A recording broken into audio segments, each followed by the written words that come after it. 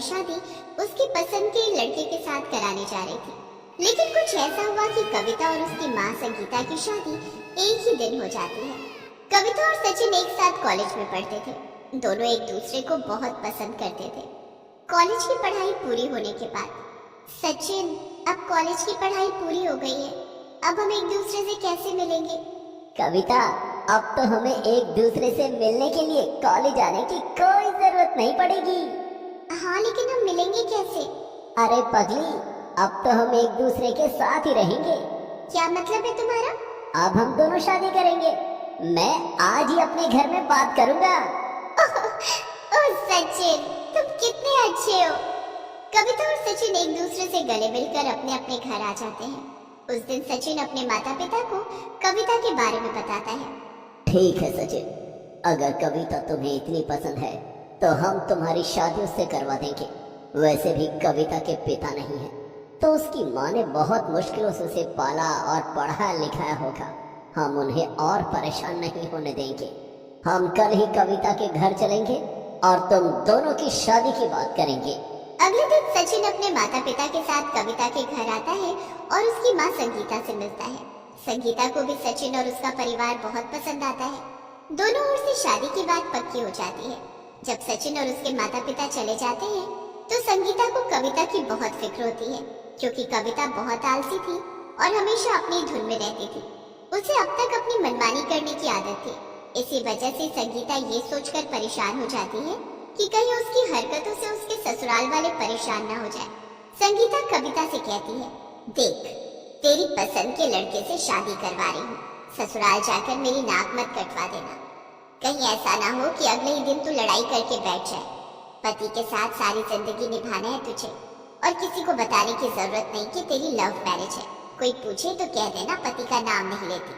तेरी सास जो कहे उनकी हर बात मानना। सुबह समय पर उठ जाना। कहीं ऐसा ना हो कि रात के 10 बजे तू सोकर उठे और ब्रेकफास्ट मांगे। पहली रसोई में अपनी पसंद का खाना बनाकर मत बैठ जाना। ससुराल वालों से पूछकर उनकी पसंद का खाना बनाना। और हाँ, सास जो कहे वही कपड़े पहनना। वो साड़ी कहे तो साड़ी ही पहनना। अगर सास कहे नाच के दिखा तो भजन पर नाचना। अपनी पसंद का कोई गाना मत लगा देना। संगीता बोले जा रही थी, लेकिन कविता पर उसकी बातों का कोई असर ही नहीं हो रहा था। वो अपना फोन चला रही थी। तुझे कुछ सुनाई भी दे रहा है? मैं बोल रही हूँ और तू है कि फोन चला रही है। वहाँ सास की बातें सुनने के बजाय फोन मत चलाती रहना। सास की हर बात सुनना। माँ, मैं तुम्हारी हर बात सुन रही हूँ। तुम मेरी कितनी फिक्र करती हो, लेकिन अब मुझको तुम्हारी फिक्र हो रही है। मेरी कैसी फिक्र? मुझे क्या हुआ है? माँ, मैं ससुराल चली जाऊंगी तो तुम अकेली कैसे रहोगी?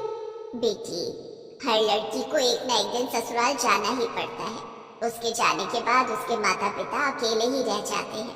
लेकिन माँ, पिताजी तो हमें कब का छोड़कर जा चुके हैं। उनके जाने के बाद तुमने अकेले मुझे पाला, और अब मैं भी चली जाऊंगी तो तुम कितनी अकेली पड़ जाओगी। इसलिए मैं अपने मोबाइल फोन में तुम्हारे लिए लड़का देख रही हूँ। तेरा दिमाग तो ठीक है, इस उम्र में मैं ये सब करूंगी? माँ, शादी की कोई उम्र नहीं होती। आजकल जमाना बहुत एडवांस हो चुका है। लोग तो बुढ़ापे में भी शादियां कर रहे हैं और तुम तो अभी जवान हो। मैंने तुम्हारे लिए बहुत अच्छा लड़का देखा है, विदेश में बिजनेस है उसका। इसकी कोई जरूरत नहीं है, मुझे नहीं करनी शादी वादी। तू अपनी शादी पर ध्यान दे और जो कहा है उस पर अमल कर। ठीक है माँ। संगीता कविता की शादी की तैयारियों में लग जाती है। इधर कविता संगीता को बिना बताए एक शख्स से मिलने जाती है। ये रही मेरी माँ की तस्वीर। क्या आपको मेरी माँ पसंद आई? हाँ, आपकी माँ बहुत सुंदर है और बहुत सुशील भी। वो घर चलाना बहुत अच्छे से जानती है। पिताजी के जाने के बाद उन्होंने मुझे बड़े अच्छे से पाला और मुझे किसी चीज की कमी नहीं होने दी। इसी महीने 28 तारीख को मेरी शादी है, तो क्या हमारा प्लान पक्का है? हाँ बिल्कुल, हमारा प्लान पक्का है। आप उस दिन समय पर आ जाना। अच्छा, मैं चलती हूँ, माँ मेरा इंतजार कर रही होंगी। ठीक है। कविता घर आ जाती है और फोन पर सचिन को सारी बात बताती है। ये तो तुमने बहुत अच्छा किया। वैसे भी तुम्हारी शादी के बाद मम्मी जी का ख्याल रखने वाला कोई तो होना चाहिए ना। हाँ, लेकिन हमें मम्मी की शादी की तैयारी करनी होगी। ठीक है, चलो। कविता और सचिन संगीता की शादी के लिए शॉपिंग करते हैं। शॉपिंग करके कविता घर लौटती है। ये सब क्या है?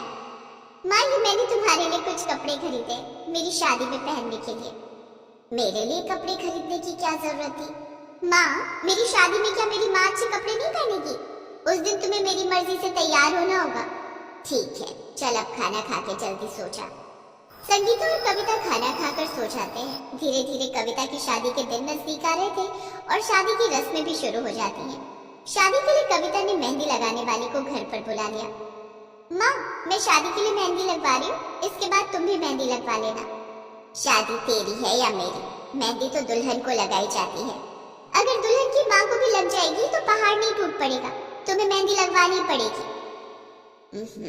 ठीक है बाबा, लगवा लूंगी। मेरे सामने जो इतनी जिद करती है ससुराल जाकर मत करना, वहाँ जो सास कहे वही करना। ठीक है माँ।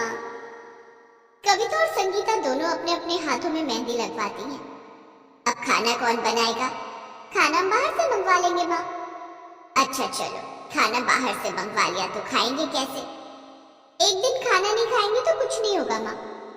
कविता ये सोचकर खुश थी कि उसकी शादी के बाद संगीता को अकेला नहीं रहना पड़ेगा। उसने संगीता के लिए जो प्लानिंग की थी उसके बारे में संगीता को कुछ नहीं पता था। धीरे धीरे शादी का दिन नजदीक आ जाता है। कविता बेटी, पार्लर वाली आ गई है, तू जल्दी से तैयार हो जा, बाराती आते ही होंगे। तभी कविता संगीता को एक पैकेट देते हुए कहती है, तुम भी तैयार हो जाओ माँ और ये कपड़े पहन लो। संगीता ने पैकेट खोलकर देखा तो उसमें एक बेहद खूबसूरत लहंगा था। ये तो दुल्हन का लहंगा है, मेरी शादी थोड़ी ही ना है, मैं ये लहंगा नहीं पहनूंगी। दुल्हन की माँ तो हो ना, तुम्हें भी दुल्हन जैसा लगना चाहिए। माँ प्लीज इसे पहन लो ना। कविता जिद करने लगती है। ठीक है, तू जिद कर रही है तो मैं इसे पहन लेती हूँ। संगीता लहंगा पहनकर तैयार हो जाती है। थोड़ी देर के बाद बारात आ जाती है और कविता की शादी की रस्में शुरू होने वाली थी। संगीता कविता को लेकर स्टेज पर आती है। तभी संगीता की नजर शादी में आए उसी शख्स पर जाती है जिसे कविता ने बुलाया था। संगीता उस शख्स को देखकर चौंक जाती है। उसकी आंखों में आंसू आ जाते हैं। वो अपने आंसू छिपाते हुए कहती है, इतने दिनों बाद ये यहाँ कैसे? कौन माँ? वो आदमी जो मुझे ही घूरे जा रहा है। माँ, उनका नाम निश्चल है, उन्हें मैंने बुलाया है। तू उन्हें कैसे जानती है? क्या आप उन्हें जानती हैं? हाँ, यही तो तेरे पिता हैं, जो हमें छोड़कर चले गए थे जब तू 1 साल की थी। तू इन्हें कैसे जानती है? माँ, मैं ये नहीं जानती थी कि यही मेरे पिता है, लेकिन मैंने इन्हें आपके लिए चुना है और आज आपकी इनके साथ शादी होने वाली है। क्या? मेरी शादी? हाँ माँ, मैंने और सचिन ने मिलकर ये तय किया था कि हमारी शादी के दिन ही आपकी भी शादी करवाएंगे, ताकि आपको अकेला न रहना पड़े। तभी निश्चल संगीता के पास आता है और कहता है, मुझे माफ कर दो संगीता, मैंने तुम्हारे साथ बहुत गलत किया। कविता मेरी बेटी है। हाँ, ये वही कविता है जिसे आप तब छोड़कर चले गए थे जब ये 1 साल की थी। निश्चल कविता को गले से लगाकर कहता है, मुझे माफ कर दो बेटी। एक ही शर्त पर माफ करूंगी। कैसी शर्त? आज ही माँ और आपकी शादी होगी और वादा करो कि आप माँ को छोड़कर कभी नहीं जाओगे। मैं वादा करता हूँ बेटी, अब तुम्हें और तुम्हारी माँ को छोड़कर कभी नहीं जाऊंगा। उन तीनों की काफी देर तक बातें होती देखकर सचिन के माता पिता भी वहाँ आ गए। अरे भाई, शादी का मुहूर्त निकला जा रहा है, यहाँ क्या बातें हो रही हैं? पिताजी, आज कविता के पिताओं से मिल गए, इनसे मिलिए, यही है कविता के पिता। ये तो बहुत बड़ी खुशी की बात है। हाँ, लेकिन कविता चाहती है कि इस खुशी के मौके पर उसके माता पिता की शादी आज ही इसी मंडप में फिर से करा दी जाए। ये तो बहुत अच्छी बात है, शुभ काम में देरी कैसी। उसके बाद शादी की रस्में शुरू होती है।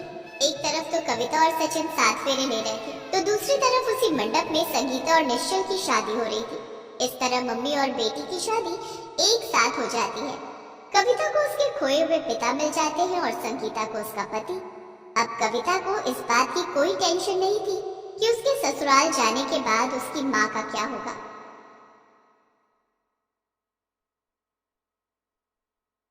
सुमन और कुसुम दोनों जुड़वा बहनें थी। दोनों का रंग रूप, यहाँ तक कि चेहरे भी बिल्कुल एक जैसे थे। दोनों में से ये पहचान पाना मुश्किल था कि कौन सुमन है और कौन कुसुम। अरे ओ सुमन, सुनती क्यों नहीं? चल उठ जा जल्दी से और जाकर फटाफट धो दे सारे बर्तन। कुछ सीख अपनी बहन से, बेचारी सुबह से घर के कामों में लगी है और तुझसे बिस्तर ही नहीं छोड़ा जा रहा। क्या माँ, तुम हमेशा ऐसे ही करती